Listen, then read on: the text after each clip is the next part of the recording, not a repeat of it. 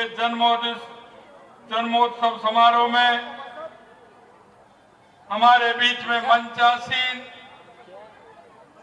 महामंडलेश्वर मेहंदीपुर बालाजी धाम के महंत श्री नरेशपुरी जी महाराज,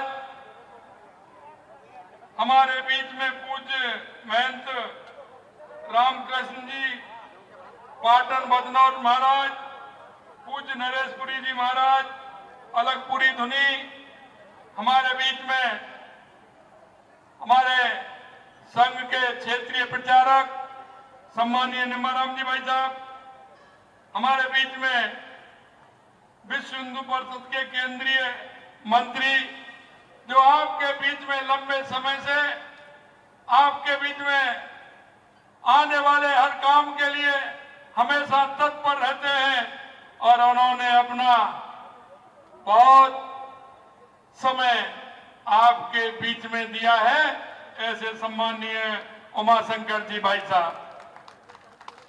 हमारे बीच में मेरे केंद्रीय मंत्री परिषद के हमारे मंत्री भाई अविनाश जी गहलोत साहब, भाई सुरेश जी रावत साहब, हमारी राजसमंद की सांसद श्रीमती महिमा कुमारी जी, ब्यावर के हमारे विधायक शंकर सिंह जी रावत साहब, भीम के विधायक हरि सिंह जी रावत साहब, मसूदा के विधायक वीरेंद्र सिंह जी कानावत साहब, हमारे नगर परिषद ब्यावर के सभापति भाई नरेश कनौजिया जी, भाई छोटू सिंह जी खाना खेड़ा ब्यावर सेवा परियोजना समिति, पूरन सिंह जी रावत साहब, जन्मोत्सव समिति वीरम सिंह जी चौहान साहब, और मेरे सामने बैठे मेरे पूजा योग बुजुर्गों, नौजवान दोस्तों और इतनी बड़ी संख्या में आई मेरी माता बहनों, सबसे पहले तो मैं आपको नमन करता हूं, वंदन करता हूं, आप सभी का अभिनंदन करता हूं। आशापुरा धाम में विराजी आशापुरी माता को मैं सबसे पहले नमन करता हूं। मैं सम्राट पृथ्वीराज चौहान के जन्मोत्सव समारोह समिति ब्यावर को जन्म उत्सव के भव्य आयोजन के लिए मैं बहुत बहुत बधाई और साधुवाद देता हूं। साथ ही मैं आपको भी साधुवाद देना चाहता हूं कि मगरा मेरवाड़ा क्षेत्र में सनातन संस्कारों को सुदृढ़ करने के लिए ब्यावर सेवा परियोजना विगत 44 वर्षों से सम्राट पृथ्वीराज चौहान के जन्म उत्सव को हर्षोल्लास के साथ उनके जन्म उत्सव को पखवाड़े के रूप में मनाती आ रही है। इस वर्ष सीता महराज हिंदू महासभा का द्वारा सामूहिक विवाह सम्मेलन के लिए भी मैं आपको बहुत बहुत बधाई देता हूं। सामूहिक विवाह सम्मेलन में पढ़ने में सूत्र में बंधने वाले सभी हमारे जो नव दंपति हैं उनके सुखद दाम्पत्य जीवन की शुभकामनाएं देता हूं, जो आज वो सभी उस दाम्पत्य सूत्र में बंधने वाले हैं। सामूहिक विवाह सम्मेलन समाज में एक अच्छी परंपरा है। ये सम्मेलन विवाहों में फिजूल खर्ची पर रोक लगाते हैं, साथ ही समाज में समानता और एकता की भावना को जागृत करने का काम और उसे प्रगाढ़ करने का काम भी करते हैं। भाइयों बहनों, मैं आपसे इतना कहना चाहता हूं, राजस्थान ये वीरों की भूमि है। इसके कण कण में शौर्य, वीरता और त्याग की गाथाएं रची हुई है। इनकी खूबियों की वजह से राजस्थान की विश्व भर में एक अलग पहचान है।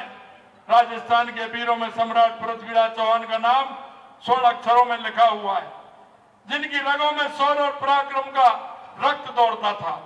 मैं सम्राट पृथ्वीराज चौहान के जन्मोत्सव समारोह के अवसर पर उन्हें कोट कोट नमन करता हूं।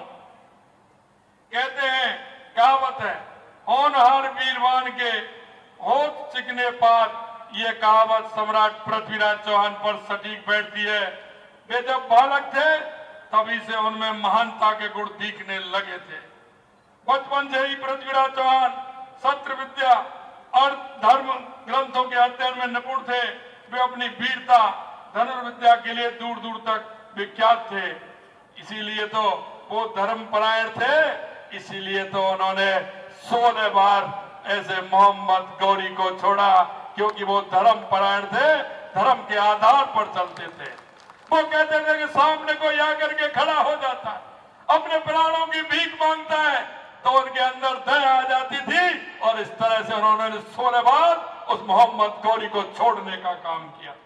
मैं आपसे निवेदन करना चाहता हूं कि उन्होंने अपने पिता के निधन के बाद मात्र 11 वर्ष की उम्र में दिल्ली और अजमेर की गद्दी को संभालने का काम किया और उन्होंने अपने क्षेत्र में जिस तरह से काम किया और उन्होंने जिस तरह से आदाताइयों को खदेड़ने का काम किया, उनसे कभी भी उन्होंने हार स्वीकार नहीं की। अगर उन्होंने दया का भाव दिखाया तो उन्होंने ही दिखाया कि कोई बात नहीं, इसको छोड़ दीजिए। लेकिन आपने देखा होगा एक बार अगर किसी तरह से बराते हुई तो उनकी क्या स्थिति हुई, लेकिन अंतिम क्षण तक उन्होंने छोड़ा नहीं और उन्होंने अपनी वीरता का परिचय देते हुए अंतिम क्षणों में भी उसको समाप्त करने का काम किया। मित्रों, मैं कहना चाहता हूं, हिंदू हृदय सम्राट राय पिथौरा जैसे उपनामों से पुकारे जाने वाले सम्राट पृथ्वीराज चौहान का साम्राज्य अजमेर से दिल्ली तक फैला था। उन्होंने मुस्लिम आक्रमणों को बार बार निष्फल किया और जैसा मैंने कहा जाता है मोहम्मद गौरी को 18 बार पृथ्वीराज चौहान पर आक्रमण किया था और उसे 17 बार हार का सामना करना पड़ा। मोहम्मद गौरी को 17 बार हार का सामना करना पड़ा। सम्राट पृथ्वीराज चौहान ने 1121 ईस्वी में तराइन के प्रथम युद्ध में पराजित किया था और यह विजय भारत के इतिहास में स्वर्ण अक्षरों में लिखी गई है। 1192 में तराइन के द्वितीय युद्ध में भारत के इतिहास का रुख मोड़ दिया। अगर सम्राट पृथ्वीराज चौहान के साथ छल कपट नहीं होता तो आज भारत की स्थिति कुछ और होती। वो भी बदलने वाले थे, लेकिन स्थिति जिस तरह से बदली, लेकिन उन्होंने कभी हार नहीं मानी। पृथ्वीराज चौहान सिर्फ एक शासक नहीं थे, वो एक युग थे। उनकी वीरता के किस्से लोकगीतों में गाए जाते हैं। वह युद्ध भूमि में शेर की तरह लड़ते थे और उनकी तीरंदाजी की मिसाल आज भी दी जाती है। और चंद्रवरदाई द्वारा रचित पृथ्वीराज रासो उनकी वीरता का परिचय देने वाला उत्कृष्ट ग्रंथ भी आपने देखा हो। पृथ्वीराज चौहान राष्ट्रीय स्वाभिमान के प्रतीक थे। वह आज भी जन जन के प्रेरणा स्रोत हैं। उनकी गौरव गाथाएं जानने के लिए इतिहास की गहराइयों को समझना होगा। और आपने देखा होगा, हमने भी देखा है और मेरे से बड़े जो उम्र के लोग हैं उन्होंने भी देखा होगा, हमारे गांव-गांव में नाटक होते थे। छोटे छोटे उनके माध्यम से गांव में उस वीरता को दिखाते थे। ये हमारे पृथ्वीराज चौहानों, अमर सिंह राठौरों और ऐसे हमारे उन महान विभूतियों के नाटक दिखाते थे और जो परिदृश्य आता था और वह परिदृश्य देखने लायक होता था। आने वाली पीढ़ी को उसकी जानकारी मिलती थी। मैं आपसे यही कहना चाहता हूं मेरे भाई और बहनों कि हमारे पूर्वजों ने हजारों सालों की गुलामी झेली, हजारों सालों तक उन्होंने संघर्ष किया, लेकिन उन्होंने किसी भी तरह से हार नहीं मानी। और आज आपसे मैं यही कहना चाहता हूं, आज ये युग है, ये आपका है। मैं आपसे यही कहना चाहता हूं, हमारा जो उद्देश्य है, हमारा जो लक्ष्य है, हमें उसमें आगे बढ़ना है। हमें यह दिखाना है कि हमारी संस्कृति, हमारे विचार को लेकर चलने वाले हमारे वो महान पुरुषों ने जो रास्ता दिखाया है, उस रास्ते पर हमें चलना है।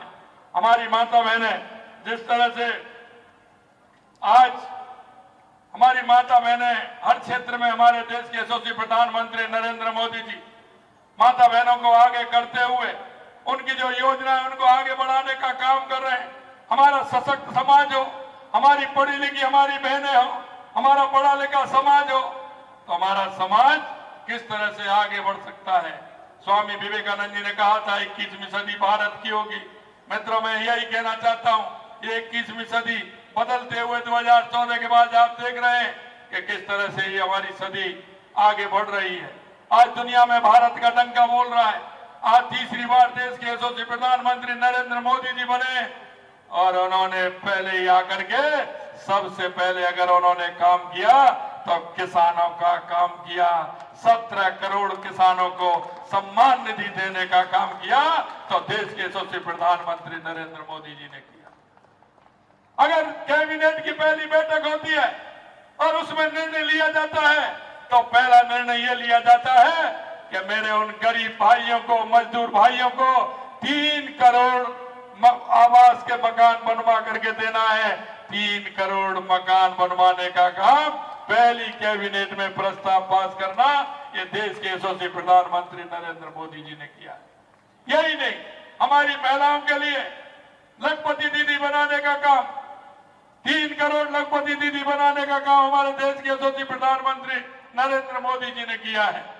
और आपने देखा होगा जिस तरह से महिलाओं के उत्थान के लिए हमारी भी सरकार ने हमारे संकल्प पत्र में वायदा किया था कि आने वाले समय में हम गैस का सिलेंडर 450 रुपए में देंगे। हमने हमारे 15 दिसंबर को हमारी सरकार बनी थी और 1 जनवरी को 450 रुपए में महिलाओं को सिलेंडर देने का काम किया। यही नहीं मेरे भाई और बहनों, हमने जो किसानों के लिए हमने कहा हमारी केंद्र की सरकार 6,000 रुपए देती है, हम उसमें बढ़ा करके हम भी देंगे, तो तुरंत हमने 2,000 रुपए पहली किस्त में, पहली चरण में हमने 2,000 रुपए किसान सम्मान निधि देने का काम भी हमारी सरकार ने किया। यही नहीं, हमने गेहूं पर एमएसपी बढ़ाने का भी काम किया है। और अभी अभी आपने देखा होगा लगातार हमारी सरकार किस तरह से काम कर रही है। अभी आचार संहिता हटी है और सबसे पहले हमने तृतीय श्रेणी में जो हमारी माता बहनें हैं उनको 50% आरक्षण देने का काम हमारी सरकार ने किया है। यही नहीं, आज निर्णय लेते हैं, हमने जो कहा है वो कह करके बताते हैं। हमारा जो संकल्प पत्र था, हमने 45% संकल्प पत्र हमने 90 दिन में पूरा करने का काम किया और अभी हमारा संकल्प पत्र पर हमने काम प्रारंभ किया है।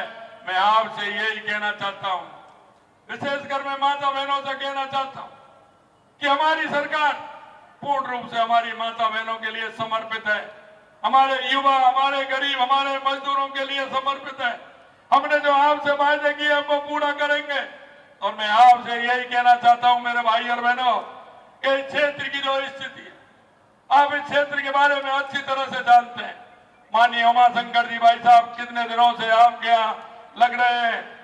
मैं आपसे यही कहना चाहता हूं, जरा हमारे पूर्वजों को देखिए, पूर्वजों को देखिए, उन्होंने कितने संघर्षों के बाद हार नहीं मानी और वो लोहा लेते रहे।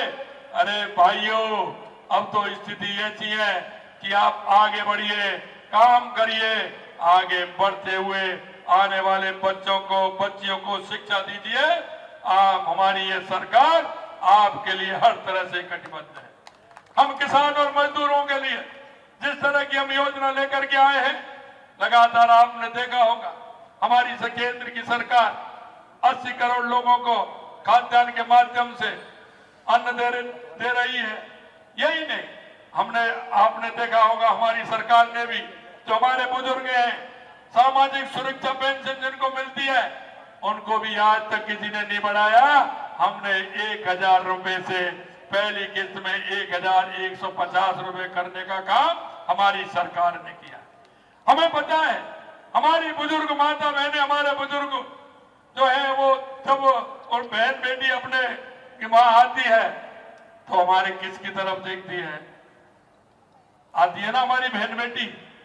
जब हमारी बहन बेटी हमारे घर आती है तो हमारी माता बहनें कुछ देती है कि नहीं देती? जब जाती है वो देती है ना। तो हम यही बात सोचते हैं कि अगर हमारे भाई को, हमारी माता को, हमारे पिताजी को अगर पेंशन मिलेगी तो उस पेंशन से उसकी सेवा भी होगी, क्योंकि वो वादे हैं कि हर महीने 1150 रुपए आते हैं। आने वाली हमारी उस बेटी का सम्मान मिलेगा, उसको 2, 5, 10 रुपए भी हमारी दादी देगी तो वो भी घर जाके कहती है कि दादी जी ने जेब में से निकाल के 10 रुपए 20 रुपए दिए। हमारी सामाजिक जो व्यवस्था है, इन सामाजिक व्यवस्थाओं को हम कैसे बनाए रखें, यह भी आवश्यकता है। मैं आपसे इतना ही कहना चाहता हूं, अभी अभी मेरे को माननीय भाई साहब ने कहा मैं यहाँ आया हूं तो मैं कुछ ना कुछ क्या होना चाहिए व्यवहार के अंदर, तो मैं ये भी कहना चाहता हूं, देश के यशस्वी प्रधानमंत्री नरेंद्र मोदी जी का लक्ष्य है कि 3 करोड़ बहनों को लखपति दीदी बनाना है। हमारे यशस्वी प्रधानमंत्री जी लखपति दीदी योजना से मैं बहुत प्रभावित हूं। हमारी स्वयं सहायता समूह की 40 लाख महिलाएं जो सहकारिता विभाग में पंजीकृत हैं, 1000 फेडरेशनों से जुड़ी हुई हैं और 1000 फेडरेशन पूरे राजस्थान के अंदर जिस तरह से बन रहे हैं, महिलाओं की ये फेडरेशन उन्हें लखपति दीदी बनाने हेतु प्रयासरत है। मैं भारत सरकार के सहयोग से देश का प्रथम महिला निधि बैंक जो सहकारिता विभाग में पंजीकृत वित्तीय संस्था है के द्वारा लखपति दीदी बनाने हेतु महिलाओं को 2.5 इतने सस्ते में प्रतिशत में ब्याज मिलता है, जिससे स्किल डेवलपमेंट के माध्यम से हमारी बहनें काम करती हैं। यही नहीं, हमारी एक स्वयं निधि योजना है। उस स्वयं निधि योजना के माध्यम से पहले हमको 10,000 रुपए मिलते हैं, उसकी ब्याज नहीं दी जाती है। 10,000 रुपए का काम पूरा किया, अगर वो बढ़ दिए तो 20,000 रुपए मिलते हैं। अगर 20,000 रुपए बढ़ दिए तो फिर उसके 50,000 रुपए मिलते हैं। अगर 50,000 रुपए उसके बढ़ जाते हैं तो 1 लाख रुपए मिलता है, और 1 लाख रुपए बढ़ जाते हैं तो उसको 2 लाख रुपए तक मिलते हैं। उसकी कोई ब्याज नहीं होती है, सिर्फ वो अपने काम के माध्यम से उसको ठीक प्रकार से करें तो उन बहनों को इस तरह की योजना मिलती है। मैंने मेरी 2 बहनों को देखा था, उन्होंने 10,000 रुपए लिए थे। उनके पिताजी एक संस्था के सामने ढकेल पर चाय बना करके बेचते थे। उन 2 बहनें थी, उनके मन में आया कि हम कुछ और बनाएं। उन्होंने 10,000 रुपए का स्वनिधि से उन्होंने लोन लिया और उन्होंने 1.5-2 महीने के अंदर वो 10,000 रुपए चुका दिए, क्योंकि वो उस दुकान पर टोस्ट वगैरह बिस्किट वगैरह रखने लग गए। और धीरे धीरे उन्होंने उसको भी चुकाया। आगे चला तो उन्होंने उसमें एक छोटी सी दुकान लगा करके उन्होंने और नाश्ते का सामान प्रारंभ कर दिया, और उन्होंने 50,000 रुपए ले लिए। 50,000 रुपए भी चुका दिए। उन्होंने 1-1 लाख रुपए भी ले लिए। अब उस बगल में एक दुकान पर दोनों बहनें ने एक दुकान किराए पे ली और पिताजी को भी ले लिया, और उन्होंने 2-2 लाख रुपए लेकर के 4 लाख रुपए में एक बहुत बढ़िया दुकान चला करके अपनी आमदनी बढ़ाने का काम किया। मैं आपसे यही निवेदन करना चाहता हूं, हमारे देश के यशस्वी प्रधानमंत्री नरेंद्र मोदी जी इसके डेवलपमेंट के माध्यम से, स्वनिधि रोजगार के माध्यम से वो हमारी महिलाओं के उत्थान के लिए, हमारे युवाओं के उत्थान के लिए काम करते हैं। आज मैं यहाँ इसके लिए घोषणा करता हूं कि राज्य वित्त आयोग के द्वारा यहाँ क्षेत्रीय विकास योजना जिला नवाचार के माध्यम से एक सेंटर खोलने की मैं यहाँ घोषणा करता हूँ। वो सेंटर उन महिलाओं को सशक्त करने के लिए, उनको ट्रेनिंग देने के लिए और स्किल डेवलपमेंट के माध्यम से वो यहाँ ब्यावर और ओरपा क्षेत्र में हमारी महिला उत्थान के लिए काम करेगा। अंत में मित्रों, मैं इतना आपसे निवेदन करना चाहता हूँ, सरकारें तो खूब आती है, लेकिन मैं आपसे कहना चाहता हूँ 2014 के बाद देश के अंदर जो परिवर्तन आपने देखा है, 2014 के बाद जो देश में जिस तरह से विकास की योजनाएं हो, गरीब कल्याण की योजना हो, चाहे हमारे सीमाओं की सुरक्षा है, दुनिया में बढ़ता हुआ भारत का गौरव हो, वो आपने देखा होगा। मैं आपसे यही कहना चाहता हूं, देश के स्वाभिमान के लिए, देश के सम्मान के लिए, देश के विकास के लिए, गरीब के उत्थान के लिए, किसान के उत्थान के लिए, महिलाओं की शिक्षा के लिए, महिलाओं के उत्थान के लिए हम सभी को मिलकर के ये तो करना होगा, एक साथ चलना होगा, चल करके उन योजनाओं का लाभ लेना होगा। मैं एक बात अंत में आपसे और कहना चाहता हूं, मेरे भाई और बहनों, और मैं आपसे इसलिए निवेदन करना चाहता हूं, हम भी एक बात सोचें, हम इस देश के नागरिक हैं, हम नागरिकता का भान अपने आप में करें। हमारे बीच में, हमारे गांव में, हमारे मोहल्ले में अगर कोई ऐसा व्यक्ति रहता है, हमारी ऐसी माता बहनें रहती है, ऐसा कोई बुजुर्ग रहता है, ऐसा कोई गरीब रहता है, ऐसा कोई दिव्यांग रहता है, तो उसको लाइए, नागरिक होने का कर्तव्य भी निभाइए, और उस योजना का पूरा उसको लाभ मिले, इसकी चिंता करना हर व्यक्ति का काम है, हर नागरिक का काम उनकी चिंता करना है। क्योंकि जब तक हर व्यक्ति, हर मनुष्य इस बात को नहीं सोचेगा कि इन योजनाओं का लाभ नीचे तक मिले, जब तक वो नहीं जाएगा। इसलिए इतना ही कहना चाहता हूं, हम नागरिक होने का कर्तव्य निभाते हुए, उन योजनाओं को आगे बढ़ाते हुए, हमारे किसान की योजनाएं हो, इतनी योजना है, लेकिन आप उन योजनाओं का लाभ उठाएं। मैं इतना ही कहना चाहता हूं, आप सभी ने मेरे को यहाँ बुलाया, मेरा जो मान और सम्मान किया, मैं पुनः वर वधू को बहुत बहुत शुभकामनाएं देना चाहता हूं और मैं निवेदन करना चाहता हूं कि इस दाम्पत्य जीवन इनका सुखी और समृद्ध अच्छा हो। आप सभी लोग आए, आपके लिए मैं बहुत बहुत धन्यवाद और साधुवाद देना चाहता हूं। आयोजकों ने जिस तरह का ये कार्यक्रम रखा है, निश्चित रूप से मन प्रसन्न है कि जिस तरह के आयोजन होने चाहिए वो आयोजन आपने किया है और समाज में दिशा देने का काम किया है। और मित्रों, मैं आपसे अंत में यही कहना चाहता हूं, समाज बहुत बड़ा होता है। समाज के अंदर जो भी बुराइयां हैं उन पर हमें विचार करना होगा। अगर मैं विचार बदल करके उस समाज को आगे ले जाना होगा। अंत में मैं आप सभी को बहुत बहुत धन्यवाद देता हूं। आप सभी को बहुत बहुत धन्यवाद। जय हिंद, जय भारत, नमस्कार। मैं माननीय तो मुख्यमंत्री भजनलाल शर्मा को आप सुन रहे थे। किस तरीके से प्रधानमंत्री नरेंद्र मोदी के नेतृत्व में देश आगे बढ़ रहा है, इसका जिक्र उन्होंने किया। साथ ही प्रदेश सरकार की ओर से महिलाओं के लिए जो नवाचार किए जा रहे हैं उसका भी जिक्र किया ब्यावर दौरे के दौरान, और साथ ही वहां मौजूद सभी लोगों का आभार भी प्रकट किया। तो अपने संबोधन में उन्होंने कई सारी बड़ी बातें कही।